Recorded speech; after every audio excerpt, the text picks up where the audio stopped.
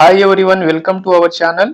ఈ వీడియోలో మనం థర్డ్ క్లాస్ నుండి 10th క్లాస్ వరకు ఉన్నటువంటి తెలుగు వ్యాకరణ అంశాలన్నింటినీ మనం ఒకే దగ్గర క్విక్ రివిజన్ చేసే ప్రయత్నం చేద్దాం ఫ్రెండ్స్. టెక్స్ట్ బుక్ లోని ప్రతి ఒక్క వ్యాకరణ అంశాలని ఒకే దగ్గర రివిజన్ చేసే ప్రయత్నం అయితే చేద్దాం. ఈ నోట్స్ మన టెలిగ్రామ్ మరియు వాట్సాప్ ఛానల్లో అందుబాటులో ఉంటుంది. యాప్ యొక్క link description and comment section లో ఉంటుంది. మీరు తప్పకుండా జాయిన్ అవ్వండి. అండ్ రైట్, ఇక్కడ మనం క్లాస్లోకి వెళ్లే ముందు మీరు తప్పకుండా వీడియోని లైక్ చేసి మీ యొక్క సపోర్ట్ని అందించే ప్రయత్నం చేయండి. కొత్తగా చూస్తున్న మిత్రులు తప్పకుండా మన ఛానల్ని సబ్స్క్రైబ్ చేసుకోండి ఫ్రెండ్స్. మీకు చాలా యూస్ఫుల్గా ఉంటుంది మన యొక్క ఛానల్. రైట్గా చూసుకున్నట్లయితే థర్డ్ క్లాస్లో వర్ణమాల మరియు అక్షరమాల అని ఉంటుంది. ఇందులో మనకు అవసరమైనటువంటి ఏమున్నాయో చూసే ప్రయత్నం చేద్దాం ఫ్రెండ్స్. ఇక్కడ ధ్వని అనే మాటకు చప్పుడు, శబ్దం అని అర్థం వస్తుంది. నెక్స్ట్, భాషా విషయంలో మాత్రం ధ్వని అంటే నోటితో పలికేది. నెక్స్ట్, భాషా ధ్వనులకు చెందిన అక్షరపు గుర్తుల పట్టికను వర్ణమాల అని లేదా అక్షరమాల అని అంటారు. నెక్స్ట్, ఇక్కడ వర్ణమాల లేదా అక్షరమాలను చూసుకుంటే అచ్చుల గురించి మొదటగా ఆ నుండి ఔ వరకు ఉన్న అక్షరాలను అచ్చులు అని అంటారు. ఇక్కడ హల్లులు వచ్చేసి ఖా నుండి ఇక్కడ బండిరా వరకు ఉన్న అక్షరాలను హల్లులని అంటారు. నెక్స్ట్, ఇక్కడ బ్రాకెట్లో ఉన్నటువంటి ఈ 9 అక్షరాలు ప్రస్తుతం వాడుకలో లేవు అని గుర్తుంచుకోండి ఫ్రెండ్స్. ఇక్కడ ఛాని వచ్చేసి చాగా చదువుతున్నాము, జాని ఇక్కడ జాగా చదవడం జరుగుతుంది. ఇక్కడ బండి రాని ప్రస్తుతం రాగా చదువుతున్నాము. ఇక్కడ చలి అంటే చలి అంటున్నాము, జమ అంటే జమ అని అంటున్నాము, రంపం అనే దానికి రంపం అని మనం పలుకుతున్నాము. నెక్స్ట్, ఇక్కడ చలువ అంటే చలువ అని పలకడం జరుగుతుంది. ఇక్కడ జల్లెడ అంటే జల్లెడ అని పలుకుతున్నాము. ఇక్కడ రొమ్ము అంటే రొమ్ము అని పలకడం జరుగుతుంది. అంటే ఇక్కడ చాని చాగా రాస్తున్నాము, జాని జాగా రాస్తున్నాము, ఇక్కడ బండి రాని రాగా బదులుగా రాస్తున్నాము. గుర్తుంచుకోండి ఫ్రెండ్స్. ఇక్కడ వర్ణమాలలు ఇవి 3 రకాలు ఉంటాయి ఫ్రెండ్స్. ఇందులో ఫస్ట్ వన్ వచ్చేసి అచ్చులు. ఈ అచ్చులు అనేవి 16 ఉంటాయి. ఇవి స్వతంత్రమైన ఉచ్చారణ కలిగి ఉంటాయి ఫ్రెండ్స్. నెక్స్ట్, ఇక్కడ హర్స్వములు అనేవి 6 అక్షరాలు ఉంటాయి.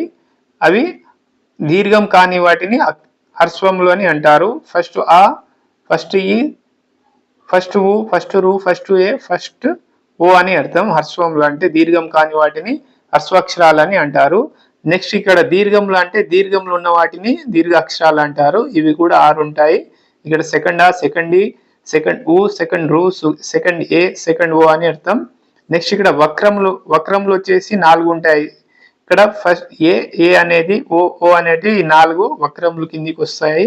నెక్స్ట్, ఇక్కడ వక్రతములు అంటే పూర్తిగా ఇట్లా వంగి ఉన్న వాటిని వక్రతములు అని అంటారు. ఐ మరియు ఔలు. ఇక్కడ అచ్చులు వచ్చేసి 16 టోటల్. నెక్స్ట్, ఇక్కడ సెకండ్ వన్ వచ్చేసి హల్లులు. ఇవి 33 అక్షరాలు ఉంటాయి. ఇక్కడ హల్లులు అచ్చుల సహాయంతో పలకబడతాయి. అంటే ఇక్కడ హల్లులు అన్నిటివి అచ్చుల సహాయంతో పలకబడతాయి. అవి వచ్చేసి వంజనములు, ప్రాణులు. ఇక్కడ అక్షరమాలలో ఎట్లా ఉన్నా హల్లు అనేది పొల్లుగా, ఇక్కడ మకారము ప్లస్ ఆ అనే ధ్వనులు కలిసి మా అని అయింది. ఇక్కడ మొదటిది హల్లు అవుతుంది, మా అనే మకారము. రెండవది వచ్చేసి అచ్చు అవుతుంది. ఇక్కడ చూసుకుంటే ఇక్కడ మకారము ప్లస్ ఆ అని కలవడం వల్ల మా, మరియు ఇక్కడ గా ప్లస్ గకారం ప్లస్ ఆ అని కలవడం వల్ల గా అని, వకారం ప్లస్ ఓ అని కలవడం వల్ల ఓ అనే హల్లు ఏర్పడుతుంది. నెక్స్ట్, ఇక్కడ కొన్ని అక్షరాల్లో 2 కానీ 3 కానీ హల్లులు కలిసి ఉండవచ్చు. అవి 3 రకాలుగా ఉంటాయి. ఇవి 3 రకాలుగా ఉంటాయి. 2 కానీ 3 కానీ హల్లులు కలిసి ఉండే వాటివి 3 రకాలు. అవి ఏవంటే ద్విత్వాక్షరము, సంయుక్తాక్షరము, మూడవది సంశ్లేషాక్షరము. ఇక్కడ ఫస్ట్ వన్ ద్విత్వాక్షరం గురించి చూసుకుంటే ఒక హల్లుకు అదే హల్లుకు చెందిన ఒత్తు చేరితే దాన్ని ద్విత్వాక్షరం అని అంటాము. గుర్తుంచుకోవాలి ఫ్రెండ్స్, ఇంపార్టెంట్. ఒక హల్లుకు అదే హల్లుకు చెందిన ఒత్తు చేరితే దాన్ని ద్విత్వాక్షరం అని అంటాము. ఇక్కడ ద్విత్వాక్షరానికి ఎగ్జాంపుల్ చూసుకుంటే ఖా అనే హల్లుకు అదే హల్లు, ఖా అనే హల్లుకు అదే ఒత్తు ఖా ఒత్తు చేరడం వల్ల, టహ అనే హల్లుకు టా ఒత్తు చేరడం వల్ల, నా అనే ఒత్తుకు అదే హల్లు నా ఒత్తు చేరడం వల్ల అనే చా. ఇదే విధంగా చా, జా, తా, దా మొదలగునవి. ఇక్కడ నెక్స్ట్ ఖాకు ఇక్కడ ఖాకు కకారం ప్లస్ ఖా ఒత్తు ప్లస్ ఆ చేరడం వలన ఖా అనే హల్లు ద్విత్వాక్షరం వచ్చింది. నెక్స్ట్ ఇక్కడ కకారం అనేవి 2 సార్లు వచ్చింది. ఇక్కడ ఖా ఒత్తు మరియు ఖా 2 ఖాలు వచ్చి కకారం కిందికి వస్తుంటాయి. నెక్స్ట్ ఇక్కడ టకారం ఠా అనే దానికి టకారం ప్లస్ టా ఒత్తు కలిపి అందుట్లో అచ్చు ప్లస్ అచ్చు కలవడం వలన ఠా అనే శబ్దం వస్తుంది. ఇది ద్విత్వాక్షరం కిందికి. నెక్స్ట్ ఇక్కడ నా చూసుకుంటే నా ఒత్తు ద్విత్వాక్షరం నాని చూసుకుంటే నకారం ప్లస్ నా ఒత్తు ప్లస్ ఆ కలిసినప్పుడు ఇక్కడ నా అనే ద్విత్వాక్షరం వస్తుంది. నెక్స్ట్ ఇక్కడ సంయుక్తాక్షరం చూసుకుంటే ఒక హల్లుకు వేరొక హల్లుకు చెందిన ఒత్తు చేరితే దాన్ని సంయుక్తాక్షరం అని అంటారు. వేరొక హల్లుకు చెందిన ఒత్తు రావడం వల్ల ఒక హల్లుకు వేరొక అక్షరానికి చెందిన హల్లు అంటే ఇక్కడ నా వచ్చేసి వేరొక హల్లుకు చెందిన ఒత్తు అనేది యా వచ్చి కలిసింది.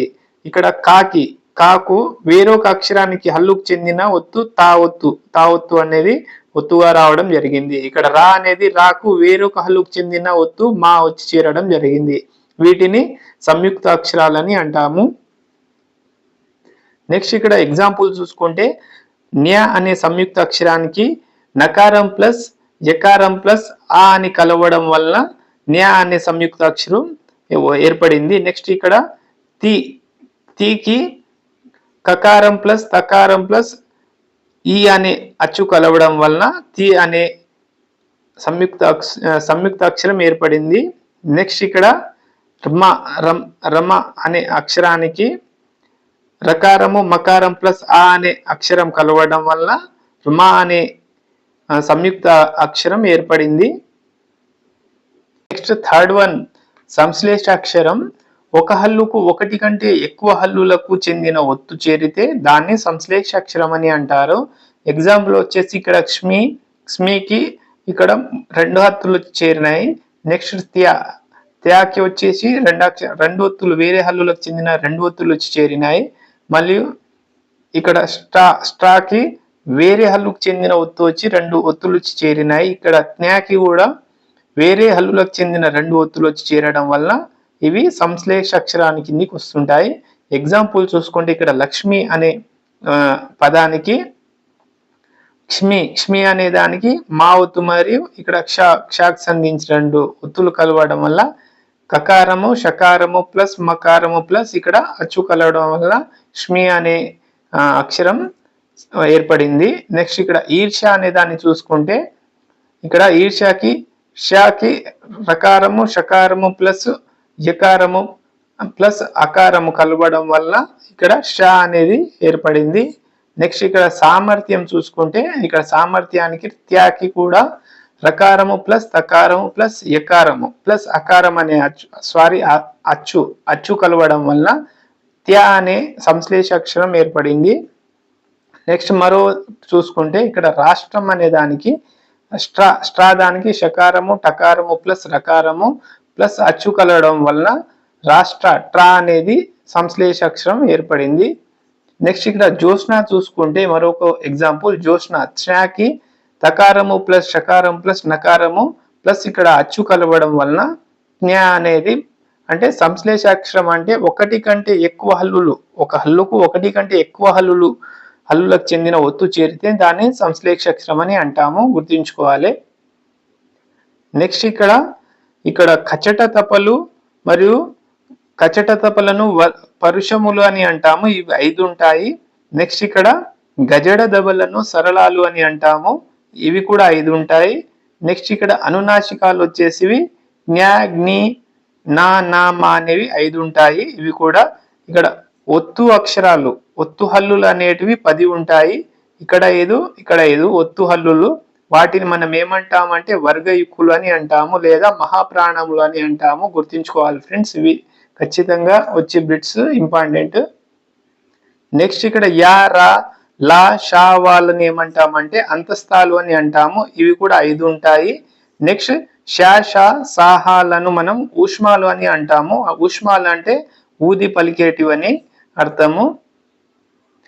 నెక్స్ట్ ఇక్కడ ఉచ్చారణ విధానాన్ని బట్టి హల్లులను ఈ క్రింది విధాలుగా వర్గీకరిస్తారు.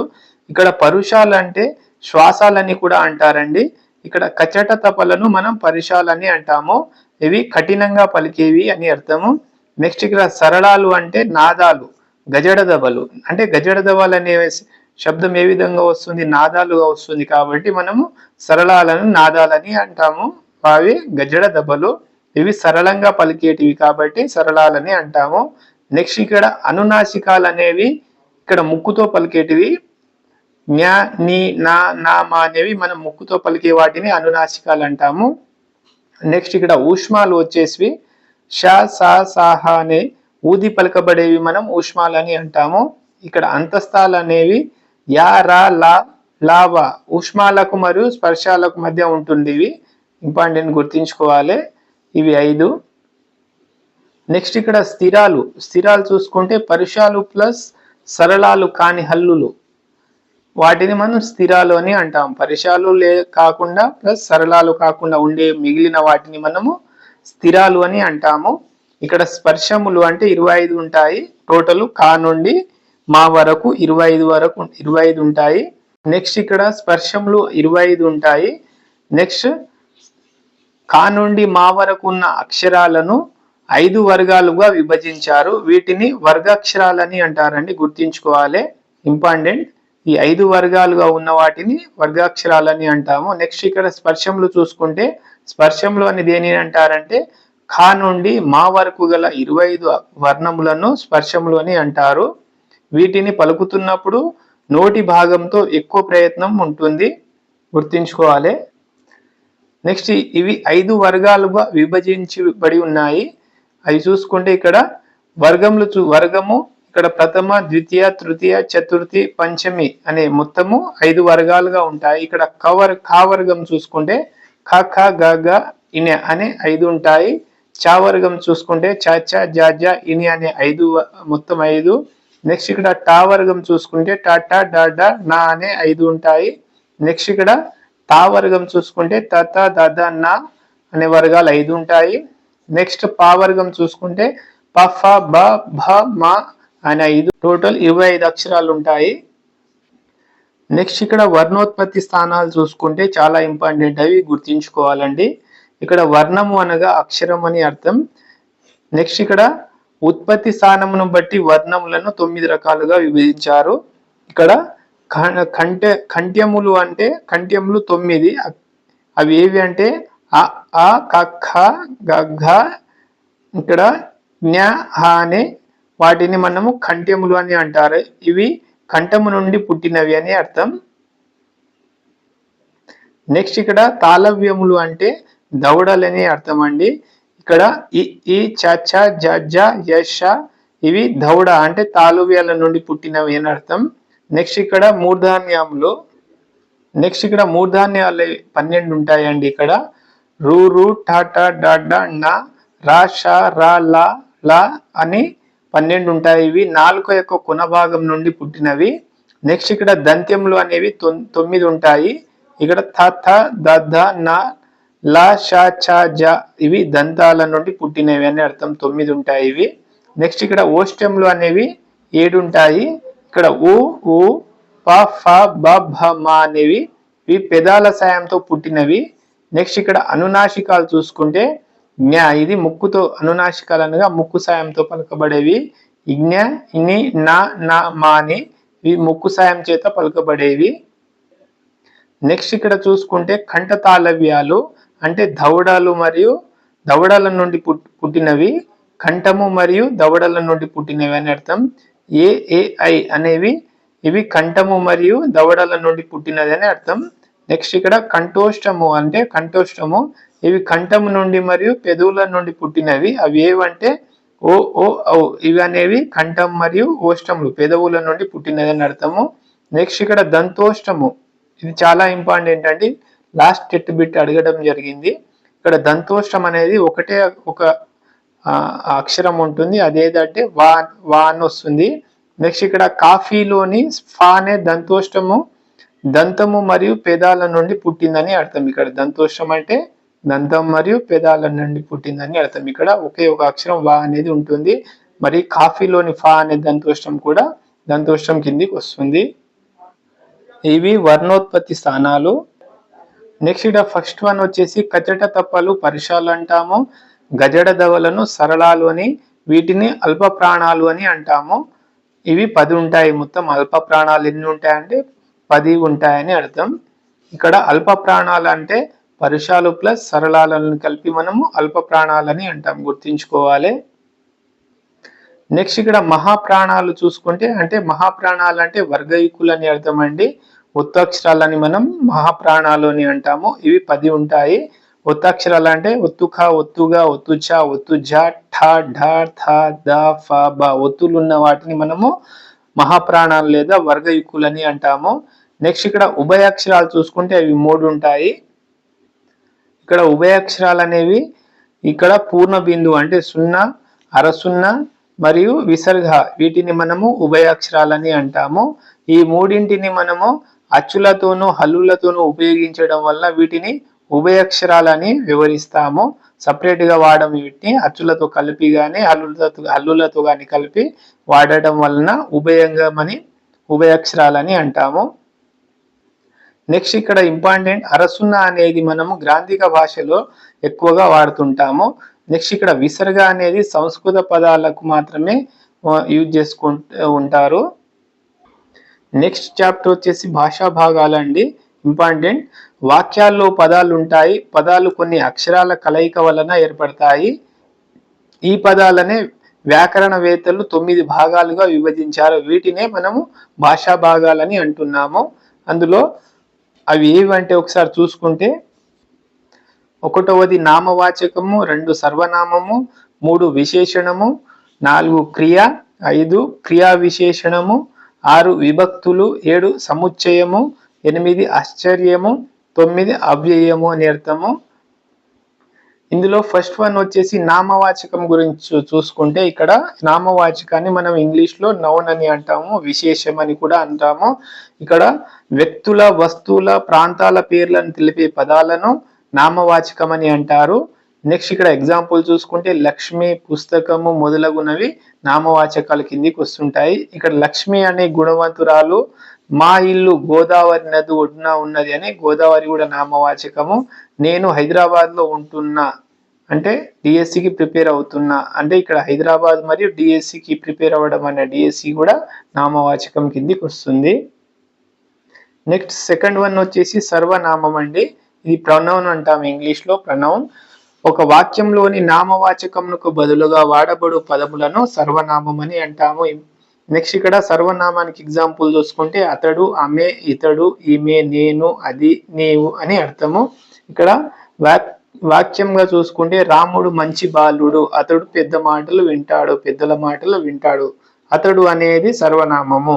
సీత గుణవంతురాలు, సీతకు సర్వనామం వచ్చేసి ఆమె అని వస్తుంది. నెక్స్ట్ ఇక్కడ విశేషణం చూసుకుంటే నామవాచకము సర్వనామం యొక్క గుణాలను తెలిపే పదాలను విశేషణం అని అంటాము. ఇక్కడ ఎగ్జాంపుల్ చూసుకుంటే మంచి, చెడు, నలుపు, తీపి, వెలుగు, ఓర్పు అనేవి విశేషణానికి ఎగ్జాంపుల్. మన మనస్సు వాయువు కంటే వేగంగా ప్రయాణిస్తుంది అనేది విశేషం. వేగం అనేది విశేషణం అనే వస్తుంది, అడ్జెక్టివ్. నెక్స్ట్ సూర్యుడు ఎర్రగా కనిపిస్తున్నాడు, ఎర్రగా అనేది విశేషణం అండి, అడ్జెక్టివ్.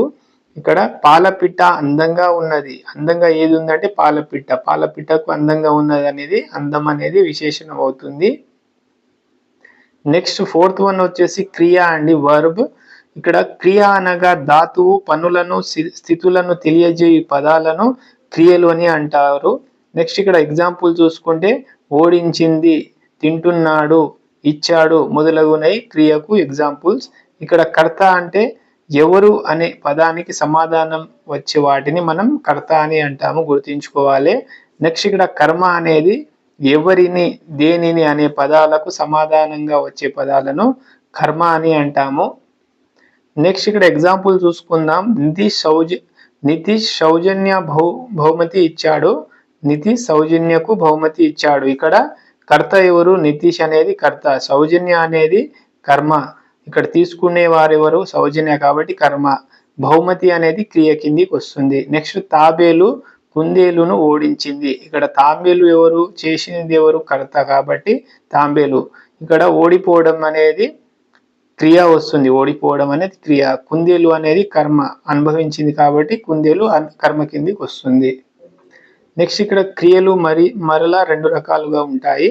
ఇక్కడ సమాపక క్రియ, రెండవది అసమాపక క్రియ. ఇక్కడ సమాపక క్రియ చూసుకుంటే వాక్య భావాన్ని పూర్తిగా తెలిపే క్రియాపదాలను మనము సమాపక క్రియ అని అంటారు. గుర్తుంచుకోవాలి, వాక్య భావాన్ని పూర్తిగా తెలిపే క్రియాపదాలను సమాపక క్రియ అంటాము. అంటే సమాప్తంగా ఉంటుంది ఒక వాక్యము. చూశాడు, కాలిపోయింది, ఓడిపోయాను అనేది సమాప్తంగా ఉంటుంది. నెక్స్ట్ వచ్చేసి అసమాపక క్రియ, అంటే వాక్యం పూర్తి కాకపోవడం అని అర్థము. వాక్య భావాన్ని అసంపూర్తిగా, అంటే వాక్యం అనేది అసంపూర్తిగా ఉంటుంది, కంప్లీట్ కాదు, ఇంకా మీ కంటిన్యూషన్ లోనే ఉంటుంది. అసంపూర్తిగా తెలిపే క్రియ పదాలను అసమాపక క్రియ అని అంటాము. ఇక్కడ అసమాపక క్రియకు ఎగ్జాంపుల్ చూసుకుంటే చూసి, అంటే ఇంకా కంటిన్యూషన్ ఏదో ఉందని అర్థం. కాలిపోయి ఇంకా ఉంది, ఓడిపోయి ఇంకా కంటిన్యూషన్ లో ఉంది. అట్లాంటి వాటిని మనము అసమాపక క్రియ అని అంటాము. నెక్స్ట్ ఇక్కడ సమాపక క్రియ, అసమాపక క్రియ అనేవి వాక్యాలు. ఇక్కడ సమాపక క్రియ, అసమాపక క్రియ రెండు కలిస్తే వాక్యం ఏ విధంగా ఏర్పడుతుందో చూద్దాము.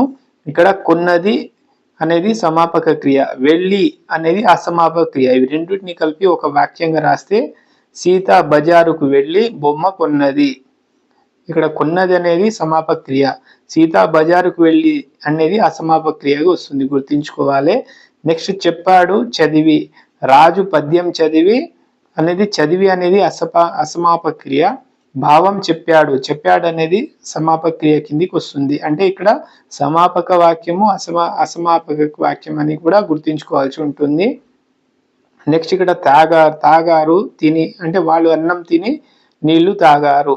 నెక్స్ట్ ఇక్కడ వేసింది, గీసి, లక్ష్మి బొమ్మ గీసి రంగులు వేసింది. వేసింది అనేది సమాపక క్రియ, బొమ్మ గీసి అనేది అసమాపక క్రియ. నెక్స్ట్ ఇక్కడ క్రియా విశేషణము, అంటే అడ్వర్బ్ గురించి చూసుకుంటే క్రియను గురించి తెలిపే దానిని క్రియా విశేషణం అని అంటారు. ఇక్కడ ఎగ్జాంపుల్ చూసుకుంటే రాముడు అవలీలగా శివధనుర్భంగం గావించెను. నెక్స్ట్ రాజు వేగంగా రాస్తున్నాడు అనేది మనం అడ్వర్బ్, అంటే క్రియా విశేషణం గురించి చెప్తాము. నెక్స్ట్ ఇక్కడ విభక్తుల గురించి చూసుకుంటే పదాల మధ్య అర్థ సంబంధాన్ని ఏర్పడడానికి ఉపయోగించే వాటిని విభక్త ప్రత్యయములని అంటారు, గుర్తుంచుకోవాలి, ఇంపార్టెంట్. నెక్స్ట్ ఎగ్జాంపుల్ చూసుకుంటే తెలంగాణ సంస్కృతికి అనేది ఉనికికి బతుకమ్మ పండుగ ప్రతీక. తెలంగాణ సంస్కృతికి ఉనికికి బతుకమ్మ పండుగ ప్రతీక. ఇక్కడ రెండోది చూసుకుంటే పీర్లను ఇత్తడితో వెండితో తయారు చేస్తారు. ఇక్కడ కీ అనేది విభక్తులండి. నెక్స్ట్ ఇక్కడ కృత్రిమమైన రంగులు చల్లుకోవడం వల్ల అనారోగ్యం పాలవుతారు. ఇక్కడ వల్ల అనేది విభక్తి. ఇక్కడ ప్రత్యయాలు, విభక్తి ప్రత్యయాలు, విభక్తులు చూసుకుంటే ఇక్కడ డూమువులు అనేవి ప్రథమ విభక్తి, నిన్నులన్ గురించి అనేవి ద్వితీయ విభక్తి, చేతన్ చేన్ తోడన్ తోన్ అనేది తృతీయ విభక్తి. నెక్స్ట్ ఇక్కడ కొరకున్ కై అనేది చతుర్థి విభక్తి, వలనన్ కంటెన్ పట్టి అనేవి పంచమి విభక్తి. నెక్స్ట్ కిన్ కున్ యొక్క లోన్ లోపన అనేవి షష్ఠి విభక్తి. నెక్స్ట్ ఇక్కడ అందునన్ అనేది సప్తమి విభక్తి, ఓరి ఓయి ఓసి ఓరి అనేవి సంబోధన ప్రథమ విభక్తి కిందికి వస్తుంటాయండి. ఇవి గుర్తుంచిన ప్రయత్నం అయితే చేయండి, చాలా ఇంపార్టెంట్. నెక్స్ట్ ఇక్కడ గమనించాల్సింది ఏంటంటే ఈ టి తి అను వర్ణాలను ఔపవిభక్తులని అంటాము, ఇది గమనించుకోవాలి. నెక్స్ట్ ఇక్కడ సముచ్చయము గురించి చూసుకుంటే రెండు పదాలను కానీ వాక్యాలను కానీ కలపడానికి, అంటే ప్లస్ చేయడానికి ఉపయోగించే పదాలను సముచ్చయముని అంటారు.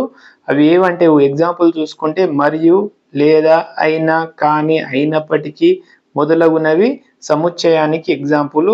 ఇక్కడ వాక్యం పరంగా చూసుకుంటే లక్ష్మి మరియు లడ్డు పాఠశాలకు వెళ్ళారు. రెండవది రుద్ర బాగా చదివాడు కానీ పరీక్షలో మార్కులు రాలేదు.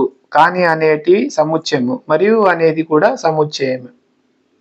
నెక్స్ట్ ఇక్కడ 8th వన్ ఆశ్చర్యార్థకం.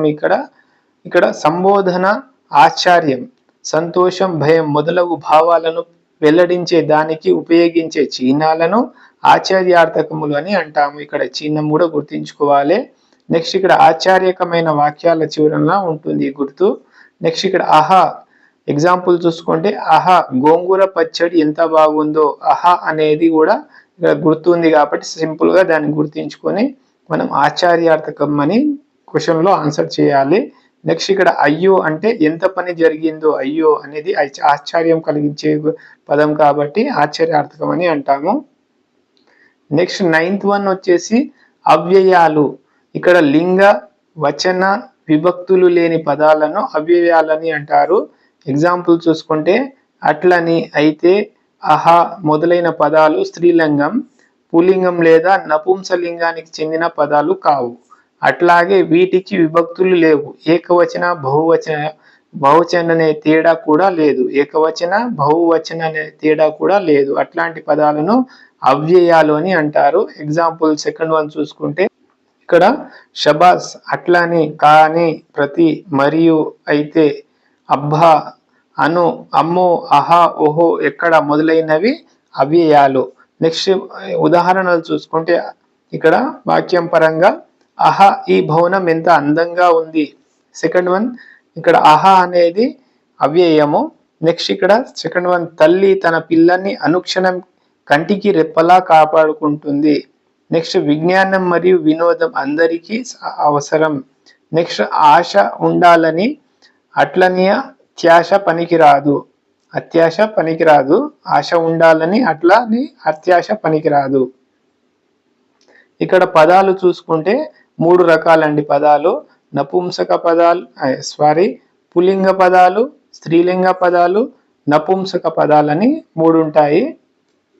ఇక్కడ పుల్లింగ పదాలు అంటే పుంలింగ పదాలు అంటే పురుషవాచక శబ్దాలకు పుంలింగ పదాలని అంటారు. ఎగ్జాంపుల్ రఘు, రాజు, రుద్ర పురుషులకు సంబంధించినవి. నెక్స్ట్ ఇక్కడ సెకండ్ వన్ స్త్రీలింగ పదాలు అంటే స్త్రీవాచక శబ్దాలను స్త్రీలింగాలని అంటారు.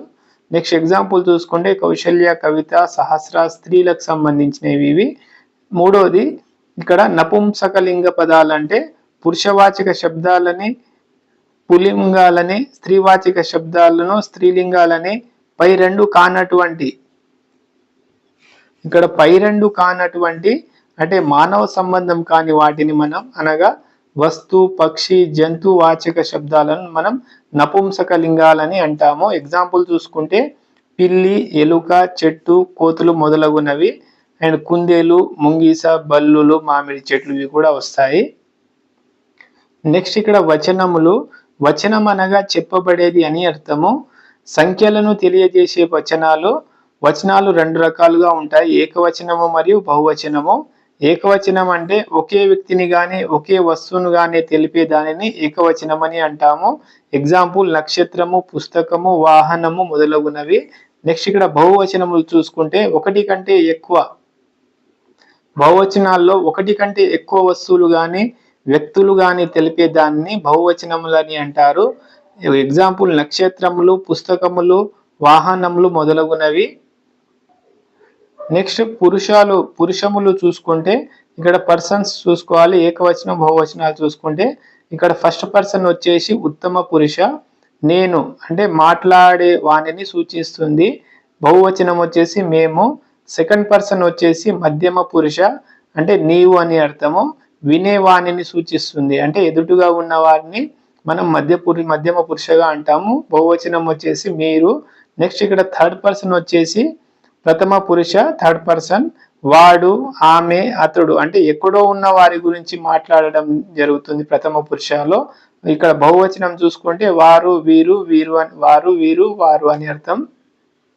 ఇక్కడ గమనించాల్సింది ఏంటంటే కోడ్ రూపంలో ఇక్కడ నేను ఉత్తమ, ఎదుట మధ్యమ, ఎక్కడో ప్రథమ అని గుర్తించుకోవాలి. ఈ కోడ్ వైజ్ గుర్తించుకుంటే కూడా ఇవి సింపుల్ అవుతాయి. ఎక్కడో ప్రథమ, ఎదుట మధ్యమ, నేను లేదా తాను ఉత్తమ అని గుర్తించుకోవాలి. నెక్స్ట్ వాక్య నిర్మాణ రీతులు చూసుకుంటే భావ ప్రకటనకు అనుకూలంగా పలుకబడే పద సముదాయంను వాక్యం అని అంటాము. గుర్తించుకోండి. ఇక్కడ వచ్చనే ధాతువు నుండి వాక్యం ఏర్పడింది. సంపూర్ణ అర్థమునకు ఇచ్చేది వాక్యం అని అర్థము. సంపూర్ణవంతమైన అర్థవంతమైన పదాల సముదాయంను మనం వాక్యం అని అంటాము. ఇక్కడ ఫస్ట్ వన్ అర్థాన్ని బట్టి వాక్యాలలో తేడాలు ఉంటాయి. ఇందులో చేతులు కడుక్కో, రెండోది ఆహా ఎంత బాగుందో, మూడోది మన రాష్ట్ర రాజధాని ఏది. అంటే ఇక్కడ విద్యార్థక వాక్యం చూసుకుంటే చేతులు కడుక్కో అనే వస్తుంది. విద్యార్థక వాక్యంలో చేతులు కడుక్కో అనేది విద్యార్థక వాక్యం కిందికి వస్తుంది. విధిగా చేయాలి అనే అర్థాన్ని సూచిస్తుంది విద్యార్థక వాక్యం అంటే. ఇది చేయవలసిన పనిని విధిగా చేయాలి అనే అంశాన్ని సూచించే వాక్యము. నెక్స్ట్ ఇక్కడ విధులను ఆజ్ఞలను తెలియజేయు క్రియా రూపాలను విద్యార్థకం అని అంటాము. ఇవి మధ్యమ పురుషలో వస్తాయి, గుర్తుంచుకోవాలి. నెక్స్ట్ ఆశ్చర్యార్థక వాక్యము. ఆహా అనేది ఎంత బాగుందో అనేవి ఆశ్చర్యాన్ని కలిగిస్తుంటాయి. ఇది ఆశ్చర్యానికి సంబంధించిన అర్థాన్ని సూచిస్తుంది. కాబట్టి ఆశ్చర్యాన్ని తెలియజేసే వాక్యం ఏదంటే ఆశ్చర్యార్థక వాక్యం అంటాము. నెక్స్ట్ ప్రశ్నార్థక వాక్యం. ఇది క్వశ్చన్ మార్క్ లో ఉంటుంది. మన రాష్ట్ర రాజధాని ఏది అనేది ప్రశ్నార్థక వాక్యానికి వస్తుంది. ఇది మన ప్రశ్నార్థక వాక్యాన్ని సూచిస్తుంది. ప్రశ్నించే వాక్యమే ప్రశ్నార్థక వాక్యం అని అర్థం.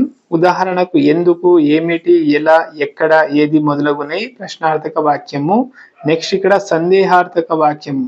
అతడు ఎవడో, రాడో, వస్తాడో అనేవి, మరియు రేపు వర్షం పడవచ్చు, ఈరోజు ఎండ కాస్తుందో లేదో, పై 3 వాక్యాల్లో పని జరుగుతుందో లేదో అనే సందేహము వ్యక్తమవుతుంది. పని జరుగుతుందో లేదో అనే సందేహం కలిగినట్లున్న వాక్యాన్ని మనం సందేహార్థక వాక్యం అని అర్థము. సందేహార్థక వాక్యం అని. నెక్స్ట్ 5th వన్ వచ్చేసి అనుమత్యార్థక వాక్యము. లోపలికి రావచ్చు, కొద్దిసేపు టీవీ చూడవచ్చు, వీరు వెళ్ళవచ్చు. ఈ వాక్యాలు అనుమతిని ఇస్తున్నట్లుగా ఉన్నాయి, అంటే ఇవి అనుమత్యార్థక వాక్యం అని అర్థం. నెక్స్ట్ ఏదైనా ఒక పనిని చేయడానికి అనుమతి ఇచ్చే అర్థాన్ని సూచించే వాక్యం అనుమత్యార్థక వాక్యం అని అంటారు. నెక్స్ట్ 6వది వచ్చేసి నిషేధార్థక వాక్యం. ఇతరులను ఎగతాళి చేయవద్దు, నీటిని వృధా చేయవద్దు. నిషేధార్థక వాక్యం అనేది వద్దు అని వస్తుంటది. ఎక్కువసేపు నిద్రపోవద్దు. ఈ పై వాక్యాలు ఆయా పనులను చేయవద్దు అని చెప్తున్నవి, నిషేధాన్ని సూచిస్తున్నవి కనుక ఇవి నిషేధార్థక వాక్యం కిందికి వస్తుంటాయి. నెక్స్ట్ ఇక్కడ ఒక పనిని చేయవద్దనే నిషేధించే అర్థాన్ని సూచించే వాక్యాలను నిషేధార్థక వాక్యం అని అంటాము. నెక్స్ట్ 7th వన్ వచ్చేసి ప్రార్థనార్థక వాక్యము. వారు చదువుకోవాలని నేను వేడుకుంటున్నాను.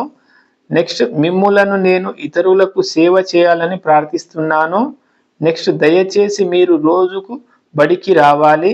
ఈ 3 వాక్యాలలో ఒకరిని మరొకరు ప్రార్థిస్తున్నట్లు ఉన్నది. ఇట్లా ప్రార్థిస్తున్నట్లుగా ఉండే వాక్యంను ప్రార్థనార్థక వాక్యం అని అంటాము. నెక్స్ట్ ఇక్కడ సామర్థ్యార్థక వాక్యము. నేను ఉన్నత చదువులు చదవగలను. నేను అందరి ముందు భయం లేకుండా మాట్లాడగలను. నేను దాదాపు 20 కిలోమీటర్ల వరకు నడిచి వెళ్ళగలను. ఈ వాక్యాలు ఒకరి సామర్థ్యాన్ని తెలిపే భావాన్ని ఉన్నట్లుగా కనబడతాయి.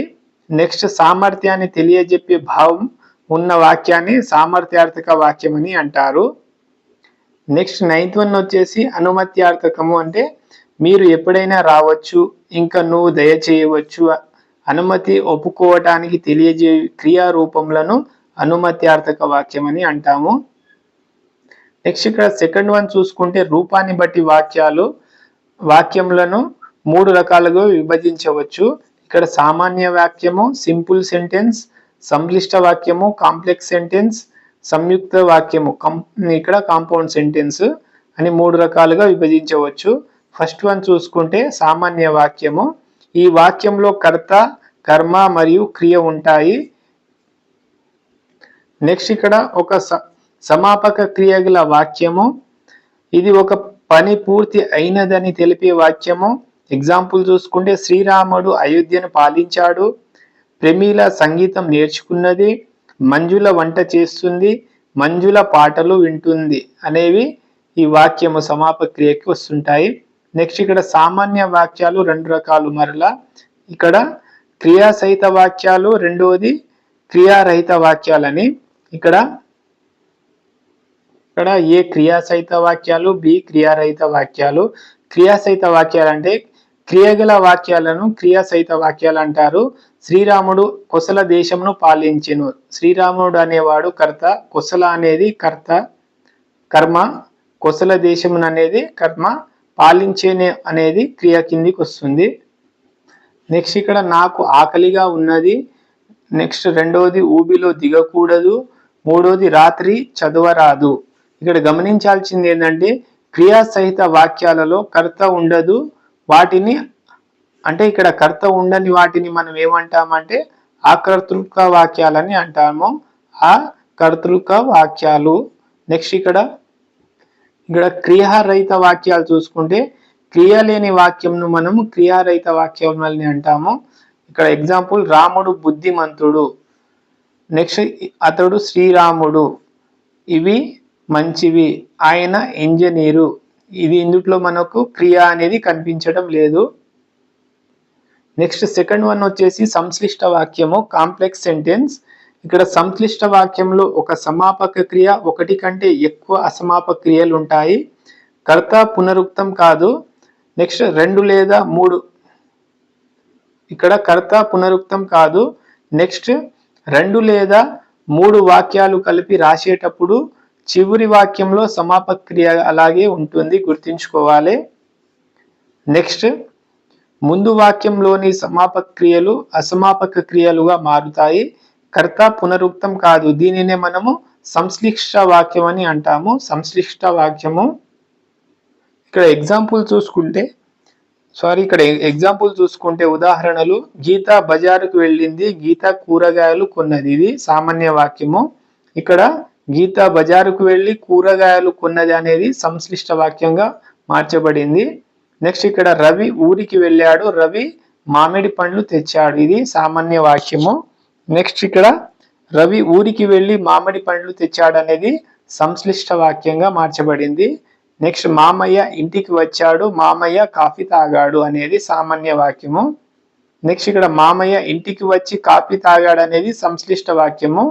నెక్స్ట్ లక్కీ బజారుకు వెళ్ళి కూరగాయలు కొని ఇంటికి వచ్చింది అనేది సంక్లిష్ట వాక్యంగా. నెక్స్ట్ ఇక్కడ సంయుక్త వాక్యం, మూడవది కాంపౌండ్ సెంటెన్స్. 2 వాక్యాలను కలిపి రాసేటప్పుడు క్రియలలో మార్పు లేకుండా మధ్యలో అనుసంధాన పదాలు రాస్తే అవి సంయుక్త వాక్యాలని అంటాము. ఏంటంటే క్రియలలో మార్పు లేకుండా మధ్యలో అనుసంధాన పదాలు అంటే కలిపే పదాలను రాస్తే వాటిని మనం సంయుక్త వాక్యాలని అంటాము. ఇక్కడ నెక్స్ట్ 2 అంతకంటే ఎక్కువ సమాపక క్రియలు గల వాక్యాన్ని సంయుక్త వాక్యాలని అంటాము, గుర్తుంచుకోవాలి. సమప్రాధాన్యం గల 2 వాక్యాలు కలిపి ఒకే వాక్యంగా ఏర్పడితే దాన్ని మనం సంయుక్త వాక్యం అని అంటాము. నెక్స్ట్ ఇక్కడ అనుసంధాన పదాలు చూసుకుంటే సంకలన సంబంధం అంటే కామ, దీర్ఘము మరియు అనేవి సంకలనం కలపడానికి వాడే పదాలు. నెక్స్ట్ ఇక్కడ వికల్ప సంబంధం అంటే ఓ, కానీ, లేదా అనేవి వికల్ప సంబంధానికి వాడతారు. నెక్స్ట్ ఇక్కడ వైరుధ్య సంబంధం అంటే కానీ, అయినా, అయినప్పటికీ అనేది వైరుధ్య సంబంధము. నెక్స్ట్ కార్యకారణ సంబంధం అంటే కాబట్టి, కనుక, కావున, అందువల్ల అనేటివి కార్యకారణ సంబంధానికి సంబంధించినవి. ఇక్కడ ఉదాహరణ చూసుకుంటే రైలు వచ్చింది, చుట్టాలు రాలేదు అనేది ఇక్కడ సామాన్య వాక్యము. దాన్ని మనం రైలు వచ్చింది కానీ చుట్టాలు రాలేదు అనేది సంయుక్త వాక్యంగా మార్చబడింది. నెక్స్ట్ ఎగ్జాంపుల్ చూసుకుంటే వర్షాలు కురిశాయి, పంటలు బాగా పండాయి. ఇది అనే సామాన్య వాక్యం. నెక్స్ట్ ఇక్కడ వర్షాలు కురవడంతో పాటు పంటలు బాగా పండాయి అనేది సంయుక్త వాక్యంగా మార్చబడింది. నెక్స్ట్ వారు గొప్పవారు, వారు తెలివైన వారు సామాన్య వాక్యం. వారు గొప్పవారు, తెలివైన వారు అనేది సంయుక్త వాక్యం. నెక్స్ట్ ఇక్కడ కర్తరి కర్మణి వాక్యాలు చూసుకుంటే ఇంపార్టెంట్ అండి. ఇవి కర్తరి కర్మణి వాక్యాలు రావాలంటే ముందుగా ఈ క్రింది వాటిని క్షుణ్ణంగా అర్థం చేసుకోవాలి మనము. కర్త అంటే ఎవరు అనే పదానికి సమాధానం వచ్చేదే కర్త అని అర్థం.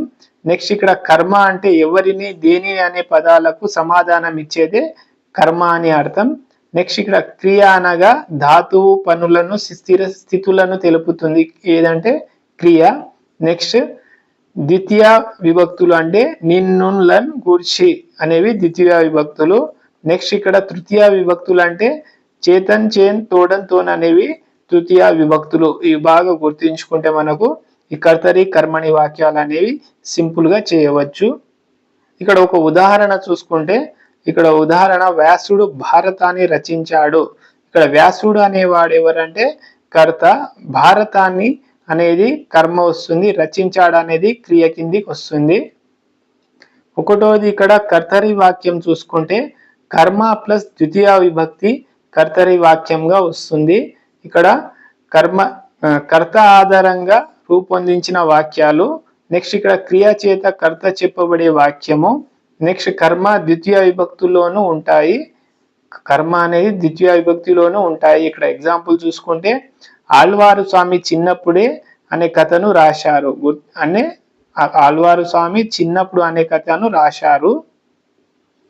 నెక్స్ట్ ఇక్కడ సెకండ్ ఎగ్జాంపుల్ సంఘ సంస్కర్తలు దురాచారాలను నిర్మూలించారు అంటే ఇక్కడ నో వస్తుందండి, ద్వితీయ విభక్తి. నెక్స్ట్ కాయలు అతని ముందర పోశారు, కాయలు అతని ముందర పోశారు, నీ అనేది కూడా ఇది ద్వితీయ విభక్తి. నెక్స్ట్ గ్రామీణులు నాయకులను ఎదుర్కొని పోయారు, ఇక్కడ నో అనేది కూడా ద్వితీయ విభక్తి. నెక్స్ట్ ఇక్కడ సెకండ్ వన్ వచ్చేసి కర్మణి వాక్యాలు. కర్త ప్లస్ తృతీయ విభక్తి ఈక్వల్ టు కర్మణి వాక్యంగా చెప్పవచ్చు. కర్త ప్లస్ తృతీయ విభక్తి. ఇక్కడ తృతీయ విభక్తి ఏవి అంటే చేతన్ చేన్ తోడన్ తోడుగా వస్తుంటాయి. ఇక్కడ క్రియా చేత కర్మ చెప్పబడే వాక్యం అని అర్థం. కర్మ ప్రథమ విభక్తిలోను, కర్త తృతీయ విభక్తిలోనూ ఉంటాయి. ఇక్కడ క్రియా చివర బడు ధాతువు చేరుతుంది. ఇక్కడ చిన్నప్పుడే కథ ఆళ్వారు స్వామిచే రచించబడింది, ఆళ్వారు స్వామిచే రచించబడింది. ఇక్కడ చే అనేది తృతీయ విభక్తి అండి. నెక్స్ట్ సంఘ సంస్కర్తల చేత దురాచారాలు నిర్మూలించబడ్డాయి. నెక్స్ట్ కాయలన్నీ అతని చేత ముందర పోయబడ్డాయి. నెక్స్ట్ గ్రామీణులచే నాయకులు ఎదుర్కొని పోబడ్డారు. ఇవనేవి కర్తరి కర్మణి వాక్యాలండి. ఇంతటితో ఈ వీడియోని స్టాప్ చేస్తున్నాను, వీడియో లెంతీ అవ్వడం వల్ల. నెక్స్ట్ వీడియోలో సందులు సమాసాలు మిగిలిన క్లాసెస్ సెకండ్ పార్ట్లో చేద్దాం. Thank you.